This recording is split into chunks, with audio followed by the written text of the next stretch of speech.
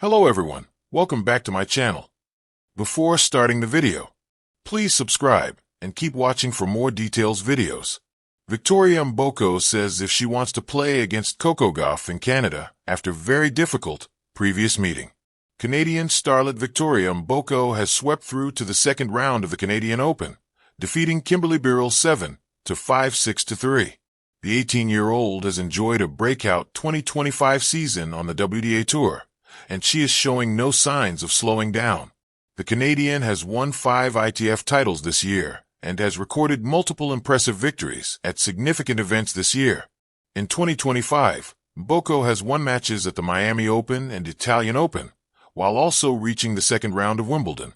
At the French Open, Mboko came through 3 rounds of qualifying and 2 main draw matches to reach the third round. Following her opening victory in Montreal, Mboko discussed one particular match this year, a defeat to Coco Gauff. Victoria Mboko hopes to play Coco Gauff at the Canadian Open. After her victory against Birrell, Mboko was asked about a potential meeting between herself and French Open champion Coco Gauff in the round of 16 in Canada. The pair played each other at the Italian Open earlier this year, with Gauff triumphing 3-6, 6-2, 6-1. Mboko said, "Yeah, I mean, it'd be really fun to play Coco again. The last time I played her was in Rome, and it was a very difficult match for me. But you know, she's an amazing player, and to play great players like her, it's always a great opportunity. It's always a lot of fun for me.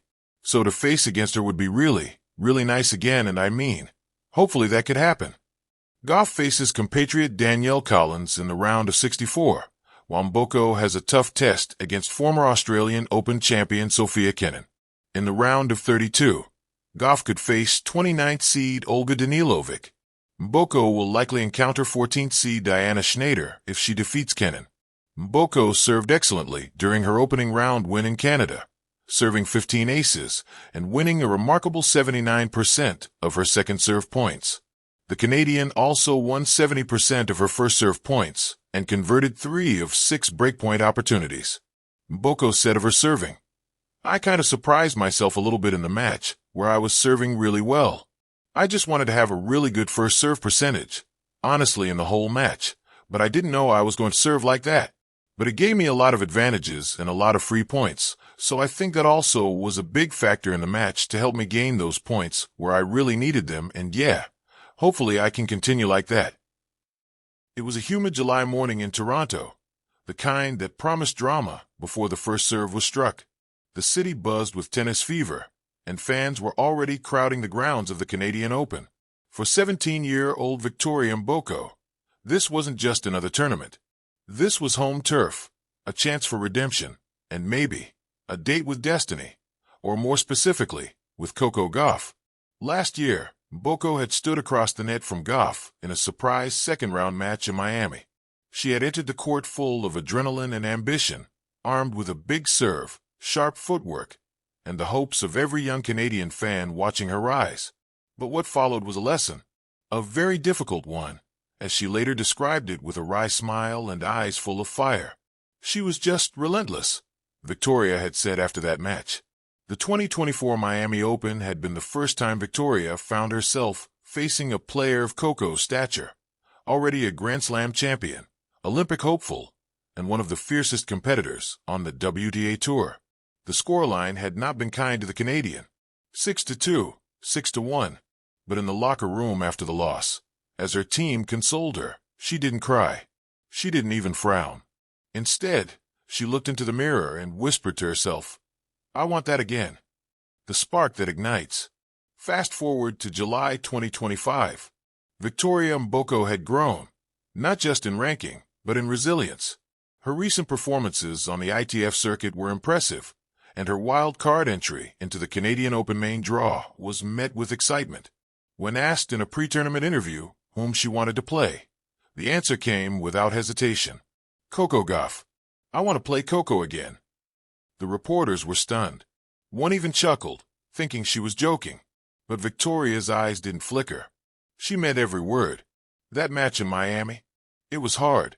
She dismantled my game in under an hour," Mboko admitted. "But I learned more in that hour than in my entire junior career. And I want that challenge again." I want to see how far I've come. That kind of courage couldn't be coached. It came from somewhere deep, somewhere only athletes who dream big and dare bigger truly understood. A country watches. The moment Victoria's statement hit the media, Canadian tennis fans rallied. Social media buzzed with praise. Fearless, one tweet read. That's the heart of a champion, another said. Even former players weighed in. Bianca Andreescu, recovering from injury, posted a story on Instagram with a photo of Victoria captioned, "Let her cook fired." Tennis Canada picked up the moment too. They created a short video titled, "Victoria Wants Coco," which quickly went viral. In it, clips of her fierce baseline rallies intercut, with her quote about wanting a rematch, gave the perfect underdog vibe. The country was on board, and so was Coco. Coco Gauff responds. While training in Montreal, Coco Gauff was asked about Victoria's comment. She smiled broadly. "I remember that match. She had game for sure. I love when young players want to come at me. It keeps me sharp. If we meet again, I hope it's a battle." Coco didn't view Victoria as a threat, but she didn't underestimate her either. She had once been that teenager too, hungry and wide-eyed, calling out Serena Williams in press conferences, dreaming of dethroning legends. There was something poetic about this full-circle moment. Match draw drama. When the draw was released, fate listened. Victoria Mboko versus Coco Gauff. First round. Center court. Night session. The headlines wrote themselves. Mboko gets her wish. Canadian Cinderella to challenge Queen Coco. The rematch of Fire and Ice. The ticket sales spiked instantly. Center court sold out in hours. This wasn't just a first-round match anymore. It was a story of fearlessness, growth, and the unshakable desire to measure oneself against the best. The rematch, Center Court, Canadian Open. The stands were packed. The Canadian flags waved. Even the wind felt like it paused to witness what would unfold. Victoria Mboko walked onto the court in her signature purple and white kit, the same color she wore as a junior champion. Across the net, Coco Gauff looked composed and regal, as always, Nike-clad, beads bouncing in rhythm, eyes scanning the court like a seasoned warrior. The umpire announced the match. The warm-up began. And then silence. First serve. Set 1, a different Victoria. This time, Victoria wasn't here to survive. She was here to swing freely. She came out blazing. A 111 miles per hour ace. A blistering forehand down the line. The crowd roared. Coco raised an eyebrow, but stayed cool. She took the early punch and returned fire. Rallies stretched long. The rhythm of the match felt like a heavyweight duel. Not once did Victoria flinch. Gauff eventually took the first set 6-4, but it wasn't easy.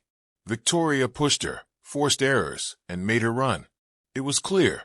This wasn't the same girl from Miami. Set 2, the crowd lifts her. In the second set, Victoria found her gear. 2 break points saved with daring drop shots. 1 point ended with a scream of triumph as she held serve after a 26-shot rally. Coco's experience showed in moments, but Victoria's heart kept things even. Then, at 5-5, she broke Coco's serve with a stinging backhand winner. She screamed, threw her arms in the air, and pointed to the sky. She held serve and won the set, 7-5. Canada erupted. Set 3, iron sharpens iron. The third set was war. Every point was earned. Gauff adjusted her tactics, attacking more, rushing Victoria's backhand, coming to the net. Victoria responded by digging deep into her defense, counterpunching with authority. At 3-3, they exchanged breaks.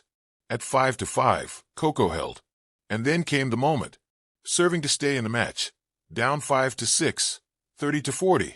Victoria faced match point. Coco hit a deep return. Victoria ran, stretched, looped a high topspin forehand, and Coco crushed a backhand down the line. Game. Set. Match. A standing ovation. As Coco raised her arms, victorious, Victoria dropped her racket, but not in defeat. She looked up into the crowd, soaking in the standing ovation that shook the stadium. Even Coco clapped as she approached the net. They hugged. "That was amazing," Coco whispered. "Thank you," Victoria replied. "I needed this." After the match, At the post-match press conference, Victoria, still in her gear, smiled through the fatigue. That match reminded me why I love tennis. I didn't win, but I grew. I went toe-to-toe with one of the best in the world, and next time, I'll be better. When asked if she regretted asking for Coco, she laughed. Not even for a second. You don't become great by hiding from greatness. And with that, she cemented her place, not just as Canada's rising star, but as a player the world should start watching closely. Final words from Coco. Before leaving the tournament, Coco posted a picture of the two shaking hands at the net with the caption, "Canada, your girl is the real deal. Much respect to Victoria Mboko. That won't be our last battle." Flex Biceps Medium Skin Tone Tennis Canada. In the end, Victoria didn't just play Coco Gauff. She matched her. She tested her. She proved she belonged. And in the hearts of Canadian fans, she walked off center court a champion, win or lose.